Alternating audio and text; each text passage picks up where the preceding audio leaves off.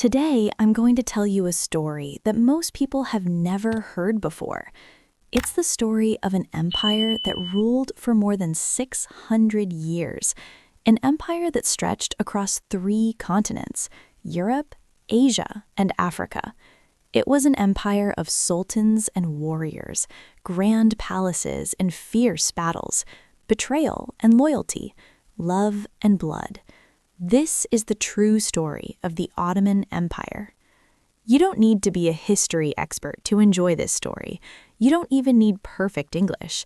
I will tell this story in simple, emotional, and powerful American English, so you can enjoy the journey and improve your English at the same time. As you listen, you will learn new words, understand how real stories are told in English, and feel connected to one of the greatest empires in human history. The Birth of an Empire. Part 1. The Birth of an Empire. Let's go back more than 700 years. The year is 1299. The place is Anatolia, in what we now call Turkey. Back then, it was not a country. It was broken and divided, full of small tribes, local rulers, and constant war. The world was dangerous. People lived in fear. Cities were burning. The Byzantine Empire was falling apart. The powerful Seljuk Empire had already collapsed, and from the east, the Mongols had swept in, destroying everything in their path. There was no peace, no strong leader, no one to protect the people. But out of this chaos, a small tribe began to rise. This tribe had no massive army, no great wealth, and no political power. All it had was a leader and a dream. That leader's name was Osman. Who was Osman? Osman was not a king. He was not rich. He was a man with a small group of warriors and a powerful vision to build a land where his people could live in safety, dignity, and strength. Osman was born around 1258. His father, Ertugrul, was a respected tribal leader who taught his son the values of honor, courage, and faith. After his father's death, Osman became the new leader of the Kayi tribe. At that time, the tribe lived near the borders of the Byzantine Empire, an old Christian empire that once ruled much of the known world, but now the Byzantines were weak and divided. Osman saw opportunity. He believed it was time for a new empire to rise, one that followed Islam, protected the weak, united the Turkish tribes, and fought for justice. How the empire began. Osman began by attacking small Byzantine forts one by one. He didn't go after large cities at first. He chose small, strategic victories.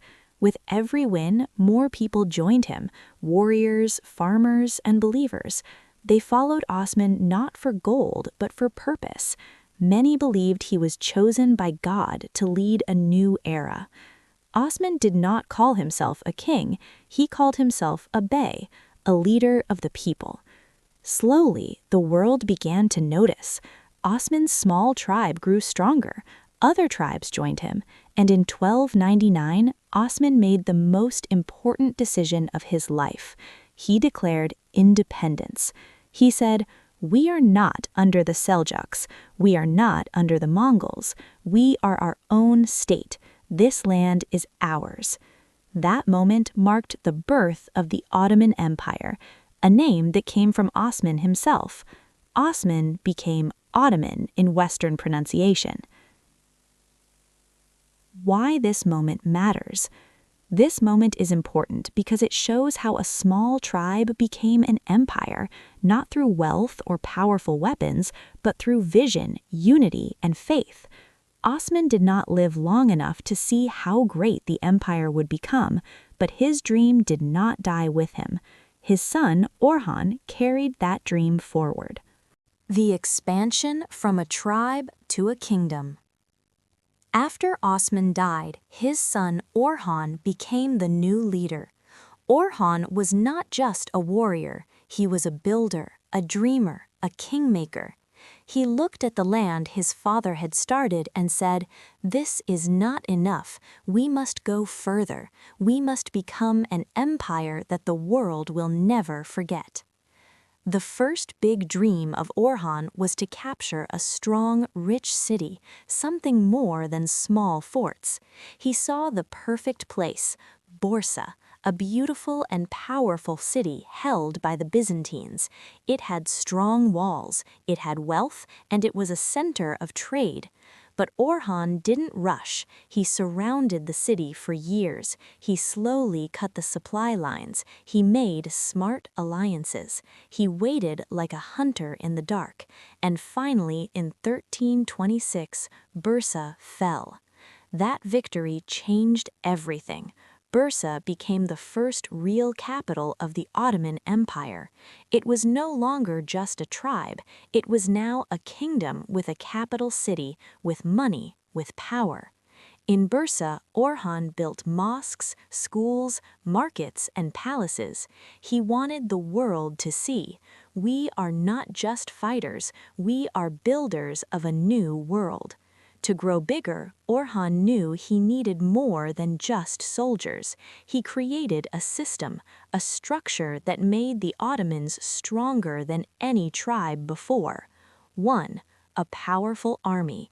He built a regular army called the Yaya, and later something even more special, the Janissaries, which I'll explain in part 3. 2. A fair tax system. People paid taxes, but they got protection, roads, and justice in return. 3. Freedom of religion. The Ottomans allowed Christians and Jews to practice their faith as long as they respected the empire. 4. Education and law. He built madrasas, Islamic schools, trained judges, and promoted scholars. They believed an empire is strong, not just with swords, but with smart minds. This new system made people feel safe, and when people feel safe, they don't run, they join. In 1331, Orhan captured the city of Nicaea, today's another powerful Byzantine city. With every victory, more land came, more followers came, and the world began to notice. The Byzantines were shocked. The Christians in Europe were worried. Even the Mongols started to look closely. But Orhan stayed calm. He didn't call himself Sultan yet. He was still humble, using titles like Bey or Ghazi, a warrior for Islam. But inside the empire, the Ottoman name was growing.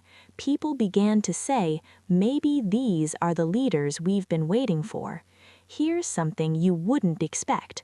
Orhan's son, Suleiman Pasha, went across the sea into Europe. Yes, Europe.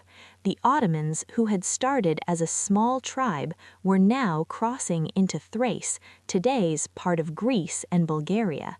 They didn't go there with a huge war. They helped a Byzantine prince in a civil war. In return, they got land in Europe.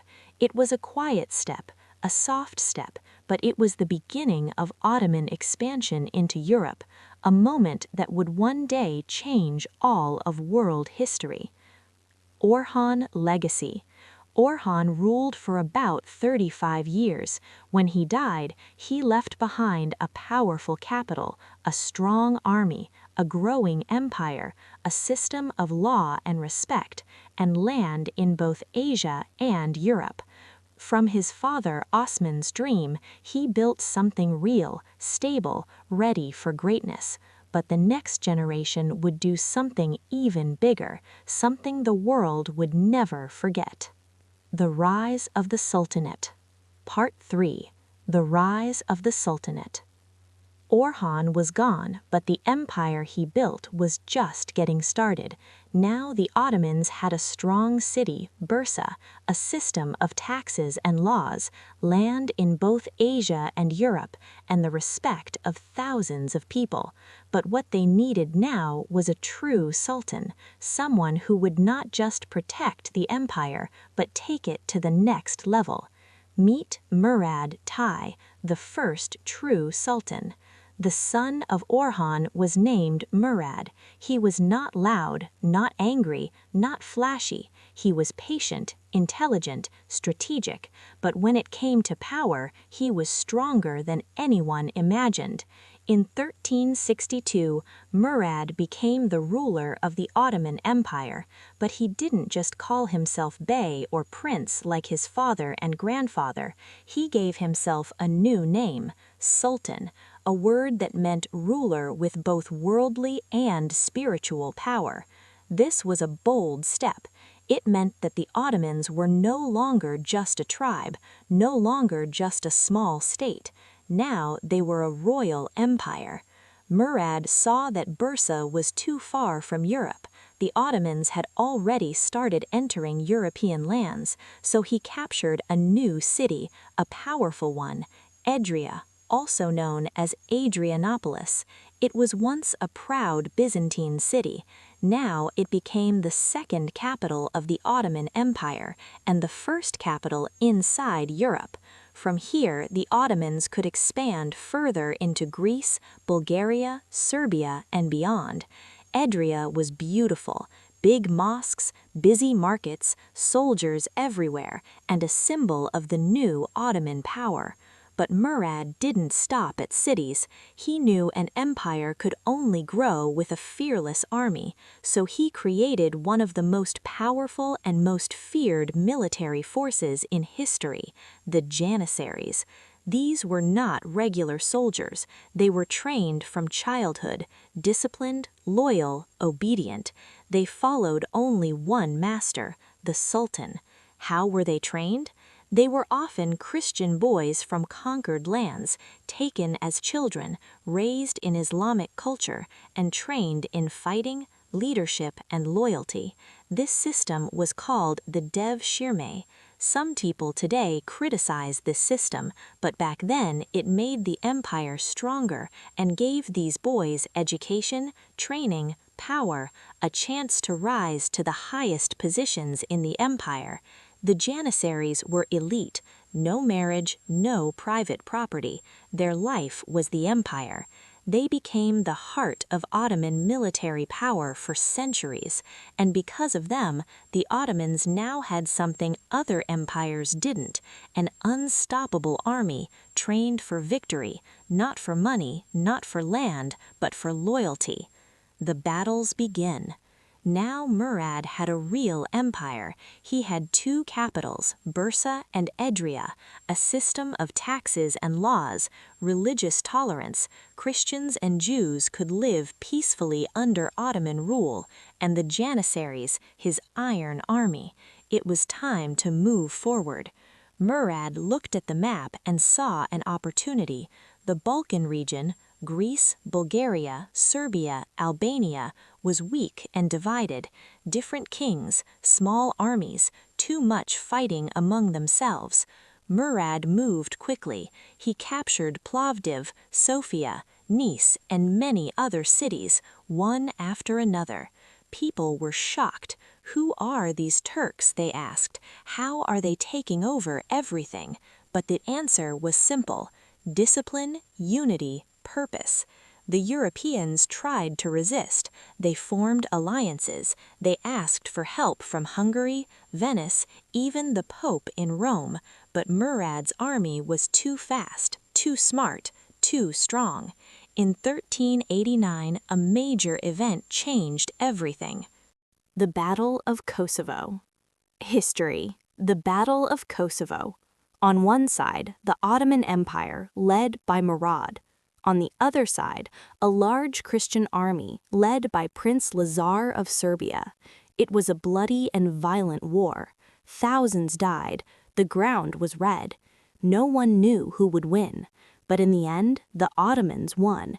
They destroyed the Serbian army and became the new power in the Balkans. But victory came at a cost. During the battle, Murad was killed, possibly by an enemy pretending to surrender. It was a moment of shock, but Murad's son was ready. After Murad's death, his son, Bayezid, took power. He was fast, furious, brilliant in battle. His nickname was Yildirim, which means the lightning. Why? Because his attacks were fast, powerful, and unexpected. Bayezid continued his father's work. He expanded the empire deep into Europe. He fought against Hungary, Bulgaria, and even threatened Constantinople, the heart of the Byzantine Empire. The world began to whisper, maybe the Ottomans are unstoppable. Bayezid expanded the Ottoman Empire faster than any sultan before him. He defeated Christian kingdoms, crushed local rebellions, and even surrounded Constantinople, the ancient city of the Byzantine Empire. The world was starting to believe maybe the Ottomans really will take over the whole world. But just as Bayezid was preparing for his greatest victory, a monster was coming from the east. A man whose name made even kings tremble, a man whose armies moved like a storm. His name was Timur, also known as Tamerlane. Timur was not an ordinary conqueror. He came from Central Asia, from the same lands where Genghis Khan's blood still echoed. He claimed to be Genghis Khan's spiritual successor. He was not a sultan, not a caliph, not a king. He was a warlord, a destroyer, a shadow of fire. His army was powerful, fast, and extremely brutal. He had already crushed Persia, destroyed Baghdad, broken kingdoms in India, and burned cities to ashes. Now Timur's eyes turned toward Anatolia, the heartland of the Ottomans. Why did Timur attack Bayezid? It wasn't just about land. It wasn't just about power. It was about ego. Bayezid had called himself Sultan of Rome, the Sultan of Rome, a title that Timur believed belonged to him. Also, both leaders were proud, ambitious, and unwilling to bow. Timur sent a message to Bayezid demanding respect. Bayezid replied with insults. Their letters were like fire and thunder. They didn't just disagree, they hated each other. And so war was coming. The two greatest Muslim powers of the time, Bayezid with his powerful Ottoman army, Timur with his brutal, massive Mongol Turk force. They met near the city of Ankara in the year 1402. It was summer, hot, dusty. The air was thick with fear. Bayezid's army was confident. He had won many battles before, but Timur had a secret weapon: strategy. He used spies. He spread rumors to turn Bayezid's allies against him. He even freed Turkish princes who hated Bayezid and made them fight against their own sultan. When the battle began, it was chaos. Some of Bayezid's troops betrayed him and joined Timur during the fight. His lines broke. His army panicked. The proud sultan tried to fight, but it was too late. Bayezid was captured, and that moment broke the empire. Imagine it, the man who ruled the greatest Islamic empire, now a prisoner in a foreign tent, in chains. It is said that Timur kept Bayezid in a cage. Some say he treated him like a dog. Others say Timur allowed him to live with his wives, but in deep shame.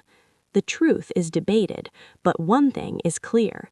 The empire that rose like lightning had now fallen into darkness. Bayezid died in captivity in 1403.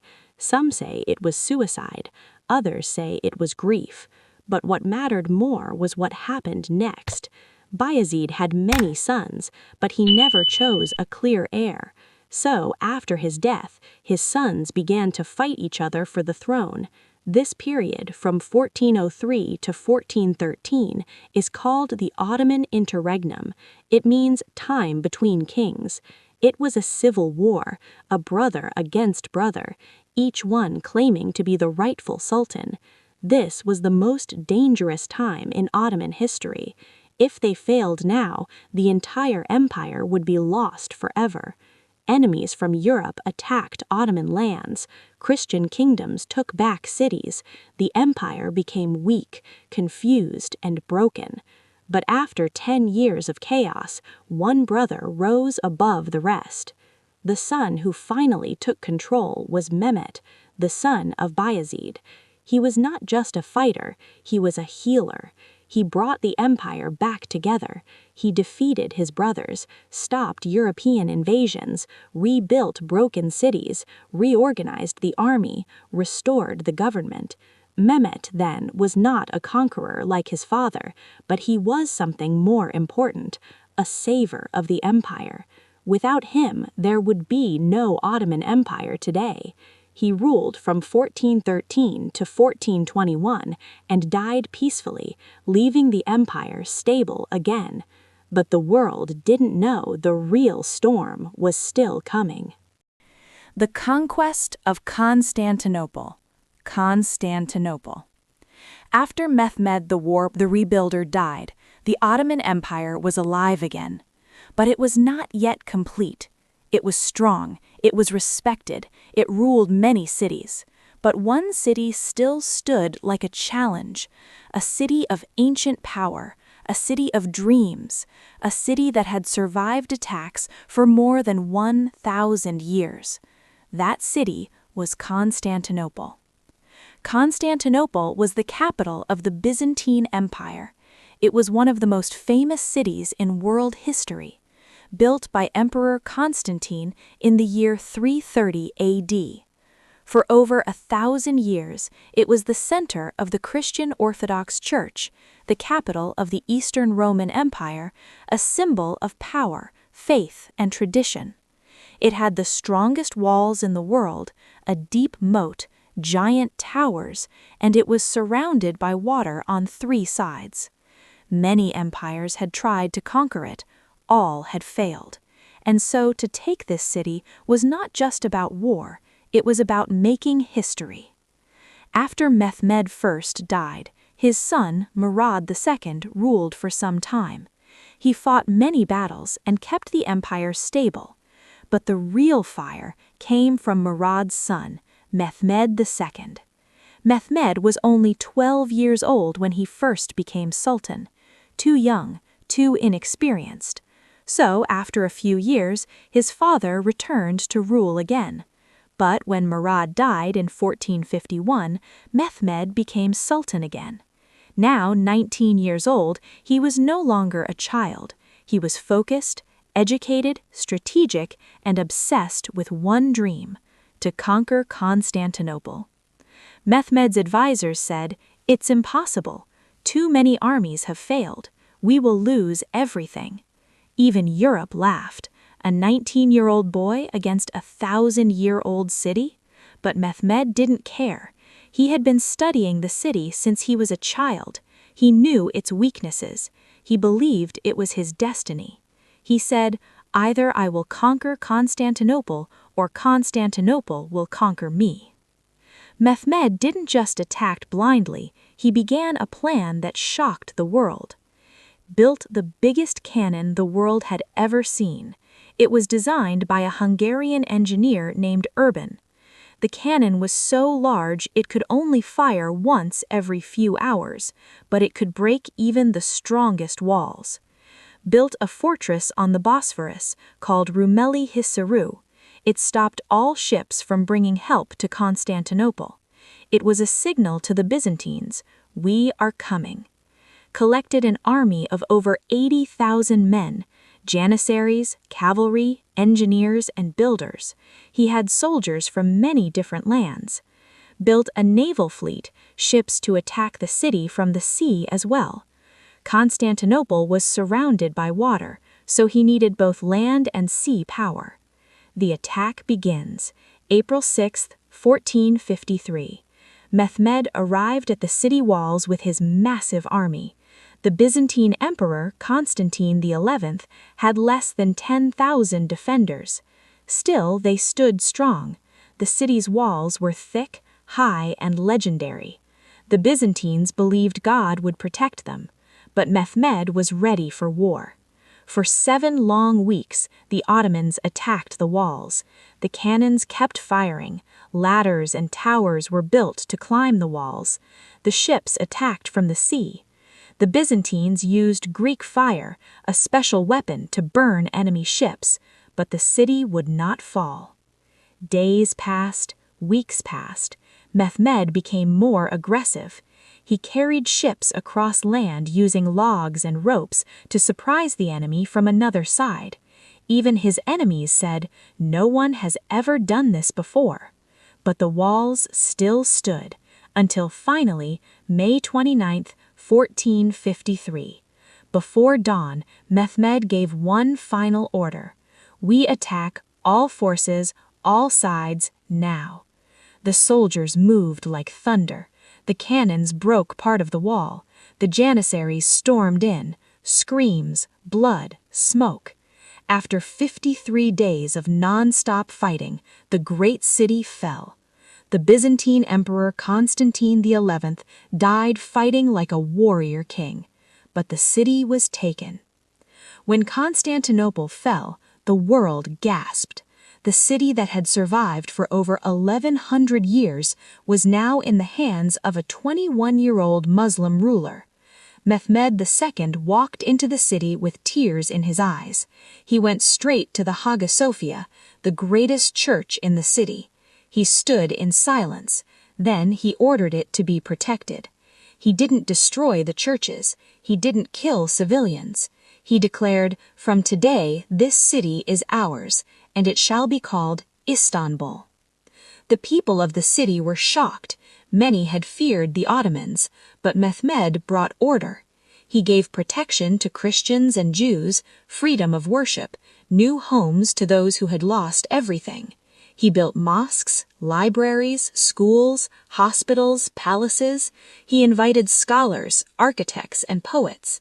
He wanted Istanbul to be the center of the world. Under his rule, the empire became a cultural, political, and military superpower. The West was shocked, the East was amazed, and the Muslim world celebrated. The Ottoman Empire had now become one of the most powerful empires in history. After Mehmed II, many great sultans would come: Suleiman the Magnificent, the lawgiver; Selim the Grim, who took Egypt; Ahmed I, who built the famous Blue Mosque. But it was Mehmed who changed everything. His victory ended the Byzantine Empire forever. It marked the end of the Middle Ages and the start of a new world. The legacy of the Ottoman Empire. It lasted for more than 600 years. It ruled parts of Europe, Asia, and Africa. It gave the world art, science, architecture, and powerful leaders. And it showed us that even a small tribe with faith, vision, and unity can change the course of history. Maybe you never knew this story before. Maybe this is your first time hearing about the Ottomans. But now you know. They were more than warriors. They were builders, dreamers, and leaders. They weren't perfect, but they were powerful. And like the rise of their empire, you too can rise. Even if your life feels like a small tribe now, with discipline, faith, and courage, you can build your own empire. This wasn't just about kings or battles. It was about vision, faith, and never giving up. The Ottoman Empire teaches us something important. You don't need to be powerful to begin, but if you begin with purpose, with belief, you can become powerful. Just like Osman had a dream, just like Mehmed had a mission, you too have something inside you. Maybe today you feel small. Maybe you think your English isn't strong. Maybe you think the world has forgotten you. But never forget this. Empires rise from nothing. So can you. You didn't just watch a video today. You walked through history. You learned real English. You grew stronger. And that's something to be proud of. So now hold your head high, speak with courage, and keep going forward. Because your story is not over. In fact, it's just beginning. Thank you for being here with me. Thank you for learning with me. And thank you for never giving up. If this story touched your heart, please subscribe, like, and share it with the world, because stories like this deserve to be remembered, and people like you deserve to rise. Goodbye, my friend. Until we meet again in the next story, take care, keep learning, and never stop believing. Your empire is waiting.